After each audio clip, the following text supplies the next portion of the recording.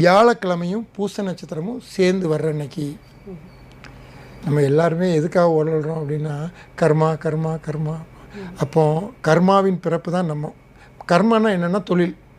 நீங்கள் பாருங்கள், நல்லா கவனிங்க. நம்பர் 1 தொழிலில் யார் உச்சத்தில் இருக்காங்களோ அவங்கள்ட்ட கர்மா நிறைய இருக்கும், அவங்களுக்கு நிம்மதியே இருக்காது. இப்போ உதாரணத்துக்கு எடுத்துக்கலாம், தமிழ்நாட்டில் வந்து ஒரு உச்ச நட்சத்திரம் எனக்கு நிறைய கோடி கோடியாக சம்பாதிக்கிறேன், நிம்மதியே இல்லைங்கிறார். ஏன்? நம்பர் 1 இடத்துல கர்மாவில் உயர்ந்திருக்கிறாரு. அந்த கர்மா அதிகமாகிட்டுனா நிம்மதி போயிடும். அப்போ பூச நட்சத்திரமும் வியாழக்கிழமையும் சேர்ந்து வர்ற அன்னைக்கு ஆற்றில், இதில் ஒரு ரொம்ப முக்கியமானது நீங்கள் கவனிக்கணும், அந்த ஆற்றுல ஆலமர நிழல் அதில் படணும்.